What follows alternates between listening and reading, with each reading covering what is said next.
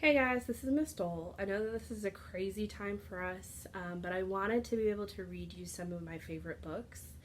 Now, these are chapter books, so there's not very many pictures, but if there is a picture, I'll be able to show it to you. This is one of my favorite series when I was a kid. I loved reading these. I've probably read them about 3 or 4 times, and it is called The Series of Unfortunate Events, and we're going to start with The Bad Beginning.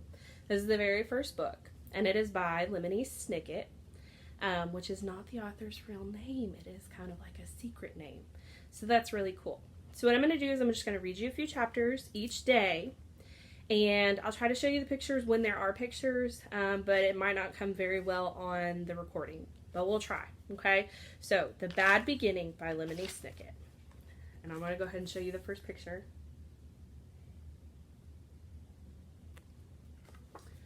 And here we go. Chapter 1.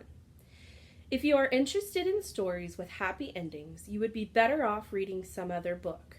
In this book, not only is there no happy ending, there is no happy beginning, and very few happy things in the middle. This is because not very many happy things happened in the lives of the 3 Baudelaire youngsters. Violet, Klaus, and Sunny Baudelaire were intelligent children, and they were charming and resourceful and had pleasant facial features. But they were extremely unlucky, and most everything that happened to them was rife with misfortune, misery, and despair.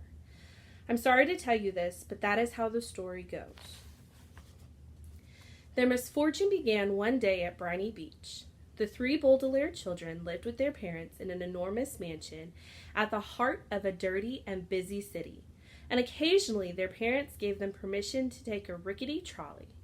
The word rickety, you probably know, here means unsteady or likely to collapse, alone to the seashore, where they would spend the day as a sort of vacation as long as they were home for dinner. This particular morning it was gray and cloudy, which didn't bother the Baudelaire youngsters one bit. When it was hot and sunny, Briny Beach was crowded with tourists, and it was impossible to find a good place to lay one's blanket. On gray and cloudy days, the Baudelaires had the beach to themselves to do what they liked. Violet Baudelaire, the eldest, liked to skip rocks. Like most 14-year-olds, she was right-handed, so the rocks skipped farther across the murky water when Violet used her right hand than when she used her left. As she skipped rocks, she was looking out at the horizon and thinking about an invention she wanted to build. Anyone who knew Violet well could tell she was thinking hard, because her long hair was tied up in a ribbon to keep it out of her eyes.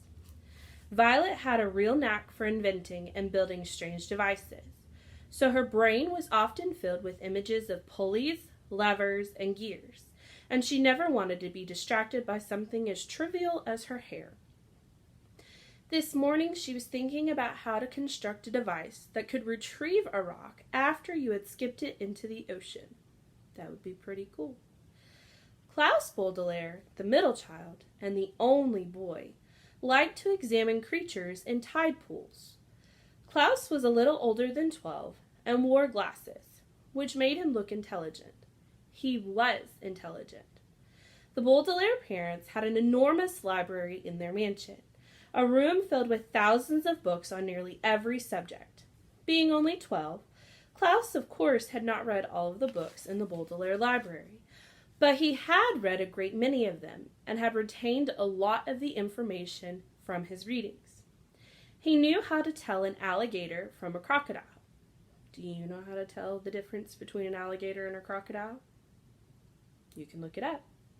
He knew who killed Julius Caesar, and he knew much about the tiny, slimy animals at Briny Beach, which he was examining now.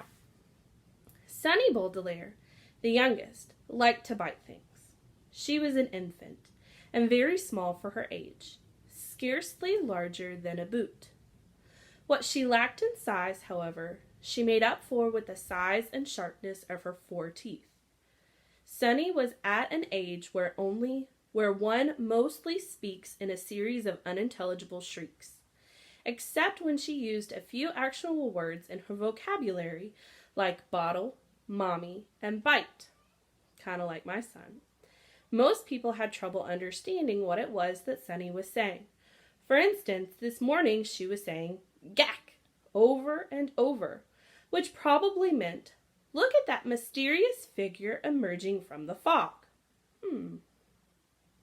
Sure enough, in the distance, along the misty shore of Briny Beach, there could be seen a tall figure striding toward the Baudelaire children. Sunny had already been staring and shrieking at the figure for some time when Klaus looked up from the spiny crab he was examining and saw it too. He reached over and touched Violet's arm, bringing her out of her inventing thoughts. "Look at that," Klaus said, and pointed toward the figure. It was drawing closer, and the children could see a few details. It was about the size of an adult, except its head was tall and rather square. "What do you think it is?" Violet asked. "I don't know," Klaus said, squinting at it, "but it seems to be moving right towards us." "We're alone on the beach," Violet said a little nervously. "There's nobody else it could be moving toward." She felt the slender, smooth stone in her left hand, which she had been about to try to skip as far as she could. She had a sudden thought to throw it at the figure, because it seemed so frightening. "I wonder what it is." "It only seems scary," Klaus said, as if reading his sister's thoughts, "because of all the mist." This was true. As the figure reached them, the children saw with relief that it was not anybody frightening at all, but somebody they knew, Mr. Poe. Mr. Poe was a friend of Mr. and Mrs. Baudelaire's, whom the children had met many times at dinner parties. One of the things Violet, Klaus, and Sunny really liked about their parents was that they didn't send their children away when they had company over, but allowed them to join the adults at the dinner table and participate in the conversation as long as they helped clear the table. The children remembered Mr. Poe because he always had a cold and was constantly excusing himself from the table to have a fit of coughing in the next room. Poor Mr. Poe. Mr. Poe took off his top hat, which had made his head look large and square in the fog, and stood for a moment, coughing loudly into a white handkerchief. Always cover your cough. Violet and Klaus moved forward to shake his hand and say, "How do you do?" "How do you do?" said Violet. "How do you do?" said Klaus. "Oh, ow!" said Sunny. "Fine, thank you," said Mr. Poe, but he looked very sad. For a few seconds, nobody said anything, and the children wondered what Mr. Poe was doing there at Briny Beach, when he should have been at the bank in the city where he worked. He was not dressed for the beach. "It's a nice day," Violet said finally, making conversation. Sunny made a noise that sounded like an angry bird, and Klaus picked her up and held her. "Yes, it is a nice day," Mr. Poe said absently, staring out at the empty beach. "I'm afraid I have some very bad news for you children." The three Baudelaire siblings looked at him. Violet, with some embarrassment, felt the stone in her left hand and was glad she had not thrown it at Mr. Poe. "Your parents," Mr. Poe said, "have perished in a terrible fire." The children didn't say anything. "They perished," Mr. Poe said, "in a fire that destroyed the entire house. I'm very, very sorry to tell you this, my dears." Violet took her eyes off of Mr. Poe and stared out at the ocean.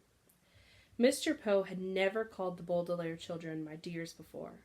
She understood the words he was saying, but thought he must be joking, playing a terrible joke on her and her brother and sister. "Perished," Mr. Poe said, "means killed."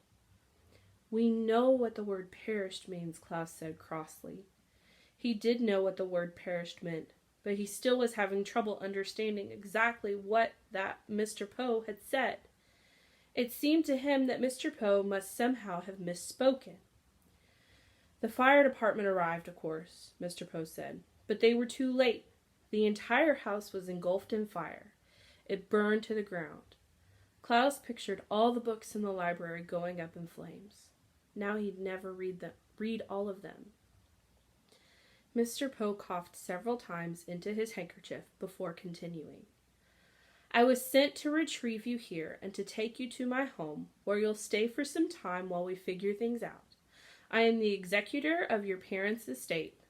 That means I will be handling their enormous fortune and figuring out where you children will go. When Violet comes of age, the fortune will be yours, but the bank will take charge of it until you are old enough. Although he said he was the executor, Violet felt like Mr. Poe was the executioner. He had simply walked down the beach to them and changed their lives forever. Come with me, Mr. Poe said, and held out his hand. In order to take it, Violet had to drop the stone she was holding. Klaus took Violet's other hand, and Sunny took Klaus's other hand. And in that manner the 3 Baudelaire children, the Baudelaire orphans now, were led away from the beach and from their previous lives. I know that seems kind of really harsh to start off on, but I promise you this book gets better. I don't want these to get very long, so I think I'm only going to read about 1 chapter for each one. Please let me know what you think of it, and I really, really miss you guys, and I hope that you guys are staying safe and staying well, and I hope to see you guys soon. I will post the next chapter tomorrow. Goodbye.